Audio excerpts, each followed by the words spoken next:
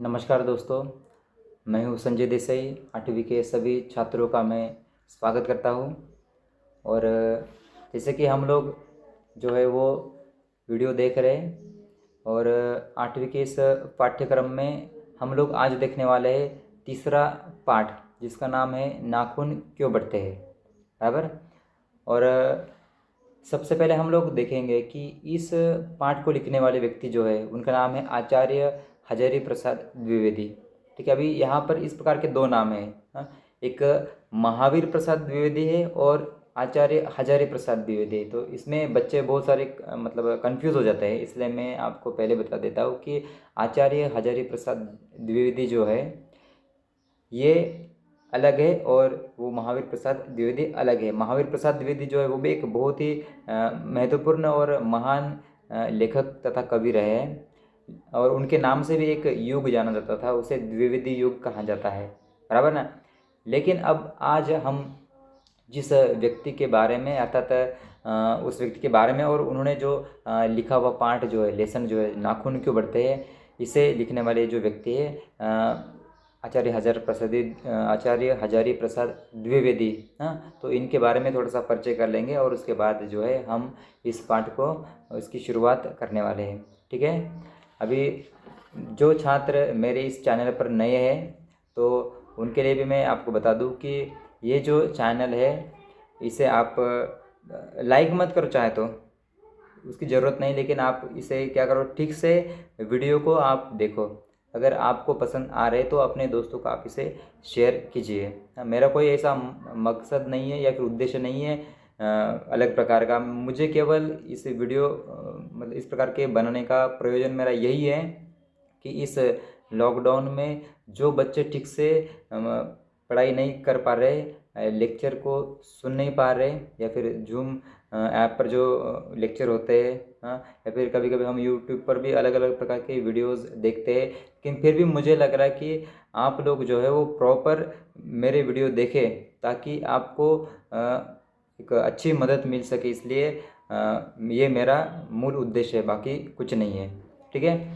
अभी देखिए कि सबसे पहले जो है वो हम लोग देखेंगे आचार्य हजारी प्रसाद द्विवेदी जो है उनके बारे में। किताब जो है आपके सामने होनी चाहिए, आपके सामने इसे रखो, और उसके बाद जो है आप इस लेक्चर को सुनो। हाँ, क्योंकि अगर किताब आपके सामने होती है तो आपको पढ़ाई में मदद मिल जाएगी। इसलिए क्योंकि हम बोलेंगे और आप केवल सुनेंगे तो उसमें कोई मज़ा नहीं आएगा। आपके सामने किताब अगर है तो आपको वो दोबारा सुनने की या फिर दोबारा पढ़ने की आवश्यकता नहीं पड़ेगी, ये मैं विश्वास दिलाता हूँ आप लोगों को। चलो, तो सबसे पहले हम लोग देखेंगे आचार्य हजारी प्रसाद द्विवेदी जो है वो इस पाठ में। अब ये जो पाठ है वो एक निबंध है। क्या है? ये एक निबंध है, और ये वैचारिक निबंध है। अभी निबंध के भी प्रकार होते हैं अलग अलग प्रकार के। निबंध शब्द का अर्थ होता है नि, अर्थात विचार। नि का मतलब क्या होता है? विचार। और बंध का मतलब होता है बांधना। हाँ, विचारों को बांधना। अभी देखिए ये जो है ये वैचारिक निबंध है।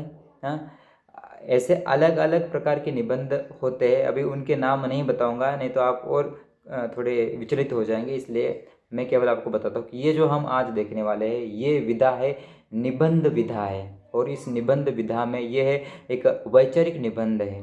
ठीक है। क्योंकि पाठ जो होते हैं, कभी कहानी होती है हमें, कभी रिपोर्टाज होता है, कभी इस प्रकार का निबंध होता है। ये अलग अलग प्रकार के हर पाठ में जो है हमें अलग अलग प्रकार की विधा जो है वो देखने के लिए मिलेगी, इसलिए इस बात को भी हमें ध्यान में रखना है। चलो, सबसे पहले हम लोग देख लेते हैं कि आचार्य हजारी प्रसाद द्विवेदी जो है इनका जन्म जो है वो 1907 में हुआ है। कहाँ? उत्तर प्रदेश के बलिया जिले में। कहाँ पर हुआ इनका जन्म? उत्तर प्रदेश के बलिया जिले में। और उनके गांव का नाम है दुबे का छपरा। क्या? दुबे का छपरा। अभी देखिए ये जो व्यक्ति है, मतलब आचार्य हजारी प्रसाद द्विवेदी, जो उनके बहुत सारा मतलब साहित्य जो है मैंने देखा है। हाँ, उनके उसके बारे में मैंने जानकारी प्राप्त की है। इसमें से कुछ ऐसी विधाएं जो है वो मैंने खुद पढ़ी है। ठीक है। अभी ये सारी बातें मैं आपको नहीं बताऊंगा। और उनकी जो मृत्यु है वो 1989 में होती है। 89 89 में, उत्तर प्रदेश में ही। ठीक है। द्विवेदी जी हिंदी साहित्य के मौलिक निबंधकार हैं। उसके साथ साथ एक ये उत्कृष्ट समालोचक एवं सांस्कृतिक विचारधारा के प्रमुख उपन्यासकार है। अभी देखिए निबंधकार है, उसके साथ साथ क्या है, एक उपन्यासकार है। अभी उपन्यासकार मतलब यहाँ दो बातें बताएगी। एक समालोचक, समालोचन मतलब होता है एक अंग्रेजी में उसे हम बोल सकते हैं कि क्रिटिसिज्म करना, क्रिटिसिज्म, बराबर ना। तो ये जो क्रिटिसिज्म है वो क्या होता है कि देखिए मतलब समालोचन क्या होता है कि जब कभी मैं मानो कि एक कवि हूँ या फिर एक लेखक हूँ, अर्थात क्या करूँगा, मैं किसी दूसरे व्यक्ति की रचना जो है उसके बारे में मैं पढ़ूँगा, देखूँगा, और उसमें क्या अच्छाइयाँ है, उसमें क्या बुराइयाँ, क्या सही है, क्या गलत है, इन सारी बातों को परखने वाला, देखने वाला और उसमें बदलाव लाने की बात को करने वाला जो व्यक्ति होता है वो होता है समालोचक, बराबर। और ये कोई भी ऐरा गैरा नत्थु खैरा नहीं कर सकता समालोचना। हाँ, उसके लिए भी महारत हासिल होनी चाहिए, उसके लिए एक पंडित और विद्वान वो खुद होना चाहिए और उसको उस प्रकार की मान्यता मिलनी चाहिए, और ये इस प्रकार के व्यक्ति थे, बराबर ना। और इसीलिए ये एक आचार्य कहा जाता था इनको। अभी आचार्य कहना उस वक्त की बड़ी बात थी, बराबर। अभी ये है हजारी प्रसाद द्विवेदी, लेकिन उनके नाम के आगे क्या लगा है, आचार्य। मतलब आचार्य की जो पदवी, जैसे कि आज के ज़माने में हम कह सकते हैं कोई साहित्य में अगर बड़ा व्यक्ति है, उसने पीएचडी वगैरह कर ली है, तो उसे हम लोग डॉक्टर कह सकते हैं, बराबर। उसी प्रकार से ये आचार्य, ये इस प्रकार की उपाधि जो है वो प्राप्त करने के लिए बड़ी मेहनत लगती थी और उसे विद्वान होना जरूरी रहता था, बराबर ना। ऐसा कोई भी बन नहीं सकता था आचार्य, बराबर। और इसीलिए ये व्यक्ति जो है, अगर हम हिंदी साहित्य की और हिंदी निबंध की विशेष रूप से बात करें तो हिंदी साहित्य के निबंधों में ये दूसरे नंबर के व्यक्ति है। पहले व्यक्ति जो है आचार्य रामचंद्र शुक्ल जी ठहरते हैं एक नंबर के, और उसके बाद दूसरे निबंधकार अगर हम कहें सबसे बुद्धिमान और मतलब एक प्रतिभाशाली व्यक्ति अगर हम कहें तो वो ठहरता है आचार्य हजारी प्रसाद द्विवेदी, ठीक है। तो आगे देखेंगे हम लोग। आपका व्यक्तित्व बड़ा प्रभावशाली और आपका स्वभाव बड़ा सरल और उदार था। और आप देखिए ये कुछ बातें आपको विश्लेषण करने की ज़रूरत नहीं है। आप हिंदी, अंग्रेजी, संस्कृत और बांग्ला भाषाओं के विद्वान थे। वो केवल हिंदी के ही नहीं, हाँ देखिए कौन कौन सी भाषा बताइए। हिंदी के तो थे ही, अंग्रेजी के भी वो विद्वान हैं, संस्कृत भाषा के भी वो विद्वान है, और बांग्ला भाषा मतलब बंगाली भाषा जो है उसके भी ये क्या है, विद्वान हैं, बराबर ना। और उनकी प्रमुख कृतियाँ कुछ बताइए, वो देख लेते हैं, नाम केवल बताता हूँ। अशोक के फूल और कल्पलता, उनके ये क्या है, निबंधों के संग्रह है। क्या है, अशोक के फूल के कुछ निबंध जो है वो मैंने खुद पढ़े हैं और पढ़ाए भी है बच्चों को। तो सीनियर कॉलेज के जो बच्चे हैं मतलब बीए के, उनको मैंने अशोक के फूल उसमें से कुछ निबंध जो है इनके वो पढ़ाए थे। उसके बाद हम लोग देखते हैं कि बाणभट्ट की आत्मकथा, पुनर्नवाई उनके उपन्यास है। अभी ये ऐतिहासिक और सांस्कृतिक उपन्यास उनके बड़े फेमस है और बड़े प्रसिद्ध और अच्छे भी है, बहुत अच्छे हैं, कि जो हमारी भारतीय संस्कृति को बढ़ावा किस प्रकार से वो मतलब देना चाहते हैं, या फिर हमारा गौरवशाली जो इतिहास था उस गौरवशाली इतिहास को इन्होंने किस प्रकार से आज के युग में उसे रखा है, या फिर समाज को वो समाज के सामने लाने की कोशिश की, वो बहुत ही अच्छा है, ठीक है। और उसमें से ये जो है बाणभट्ट की आत्मकथा है जो मैंने खुद पढ़ी है।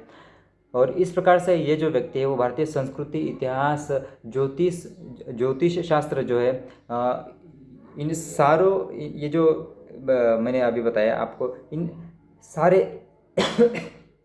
विषयों का इन्होंने अपने साहित्य में इसका उपयोग किया है, ठीक है ना। और इस प्रकार से ये जो व्यक्ति है वो 1957 में, क्या 1957 में ये महान व्यक्ति जो है हजारी प्रसाद द्विवेदी, इनको पद्म भूषण पुरस्कार से नवाजा गया है। हाँ, पद्म भूषण है जो उपाधि है सरकार की ओर से, ये इन्हें दी, क्यों, हिंदी साहित्य में योगदान के कारण, क्या साहित्य में योगदान के कारण इन्हें ये पुरस्कार जो है वो मिला है। इस बात को भी हमें ध्यान में रखना है। चलो अभी हम लोग जो है वो शुरू करते हैं कि आचार्य हजारी प्रसाद द्विवेदी द्वारा लिखित ये जो नाखून क्यों बढ़ते हैं। नाखून तो सबको पता है, हाँ, नाखून जिसे हम मराठी में नख कहते हैं, ये देखिए नाखून बराबर।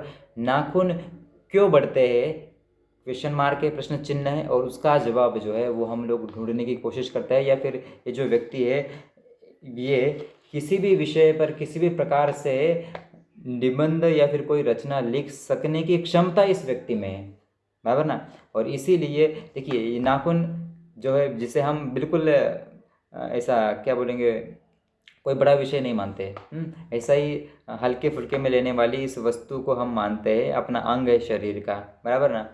लेकिन इस ऐसे विषय पर भी इन्होंने निबंध लिखा है, वो भी देखिए कैसा निबंध है, बिल्कुल विचार या फिर सोचने के लिए मजबूर कर देने वाला ये इस प्रकार का निबंध उन्होंने लिखा है, आपको समझ में आ जाएगा। अभी देखिए मैं ये जो पाठ है अपना, इसके ऊपर वीडियो नहीं बनाने वाला था, लेकिन आप जब इसे पढ़ेंगे सरलता से तो समझ में ठीक से नहीं आएगा, बराबर ना। और इसलिए मैंने सोचा कि चलो इस पर भी हम क्या करते हैं, वीडियो बना देते हैं, इसलिए मैं इसके ऊपर वीडियो बना रहा हूँ। जब आप पढ़ेंगे समझेंगे सुनेंगे तब आपको पता चल जाएगा कि वास्तविक रूप में जितना सरल दिखाई दे रहा है उसका भावार्थ जो है उतना सरल नहीं है। इसलिए देखिए नाखून आपको पता है, चलो बच्चे कभी कभी चक्कर में डाल देने वाले प्रश्न कर बैठते हैं। अल्पज्ञ पिता बड़ा दयनीय जीव होता है, लेखक बता रहे हैं। मेरी छोटी लड़की ने जब उस दिन पूछ लिया कि आदमी के नाखून क्यों बढ़ते हैं तो मैं कुछ सोच ही नहीं सका। हर तीसरे दिन नाखून बढ़ जाते हैं, काट दीजिए, वे चुपचाप दंड स्वीकार कर लेंगे, पर निर्लज्ज अपराधी की बातें छूटते ही फिर जैसे के तैसे हो जाते हैं। आखिर ये इतने बेहया क्यों है, इस प्रकार का उन्होंने सवाल किया। अभी देखिए होता ये है कि उनकी जो लड़की है, छोटी लड़की, उसने लेखक जी को सवाल कर दिया कि इंसान के नाखून जो है वो बढ़ते क्यों है, क्योंकि ये जो है वो निर्जीव वस्तु हम मानते हैं। उसको काटने के बाद ना तो उसमें से खून निकलता है ना तो किसी प्रकार की तकलीफ होती है, बराबर। लेकिन ये शरीर का जो अवयव जो है वो, ये जो अंग जो है वो किसी प्रकार का उपयोग में नहीं है, तो ये बढ़ते क्यों है इस प्रकार का। देखिए बच्चे हैं, बच्चे कोई भी सवाल करते हैं और बच्चों ने सवाल करने ही चाहिए, क्योंकि उनके मन में जिज्ञासा होती है, और जिस व्यक्ति के अंदर ज़्यादा जिज्ञासा होती है वो ज़्यादा प्रतिभाशाली इंसान बन जाता है भविष्य में। क्यों बता रहा हूँ मैं, क्योंकि जब किसी व्यक्ति के अंदर, जब किसी छात्र के अंदर अलग अलग प्रकार के सवाल निर्माण होंगे अपने मन में, और उन सवालों का जवाब पाने की कोशिश करेंगे, ढूंढेंगे, तो हमें अलग अलग प्रकार का प्रयास करना पड़ेगा। उस जवाब तक जाने के लिए अलग अलग प्रकार की कृति करनी पड़ेगी, हमें अलग अलग प्रकार की मेहनत करनी पड़ेगी, और इससे हमें क्या मिलेगा, ज्ञान मिलेगा, बराबर ना। और इस प्रकार के सवाल मैंने आपको बताया ना कि तैयार होने ही चाहिए। जितने ज़्यादा सवाल तैयार होंगे उतने ज़्यादा जवाब हम पाएंगे, बराबर, और उतने हम प्रतिभाशाली और उतने हम बुद्धिमान इंसान जो है वो बन सकने की क्षमता हमारे अंदर तैयार हो जाएगी, बराबर ना। इसीलिए कि यहाँ पर लेखक जो है, इनकी छोटी लड़की है, उन्होंने सवाल कर दिया कि ये नाखून जो है वो बढ़ते क्यों है। और ये बिल्कुल सही बात है कि 3 दिनों के बाद फिर से क्या हो जाता है, ये नाखून बढ़ते हैं, काट दीजिए फिर से क्या हो जाता है, बढ़ते हैं। और आगे देखिए लेखक क्या बताना चाहते हैं कि कुछ लाख ही वर्षों की बात है। देखिए अभी यहाँ से थोड़ा गंभीरता से उस बात को लेना है हमें। इससे पहले हम लोगों ने केवल लेखक की जो लड़की, उसने सवाल किया है लेखक को कि नाखून क्यों बढ़ते हैं, ठीक है। अभी दूसरा परिच्छेद है वो हम लोग देखते हैं।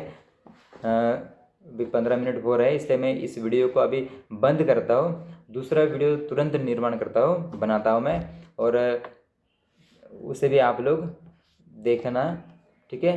केवल एक वीडियो नहीं, दूसरा वीडियो और तीसरा वीडियो भी बन सकता है, ठीक है। इसलिए ये वीडियो बनने के बाद तुरंत दूसरा वीडियो जो मैं बना रहा हूँ उसे भी देखना है, ठीक है। धन्यवाद।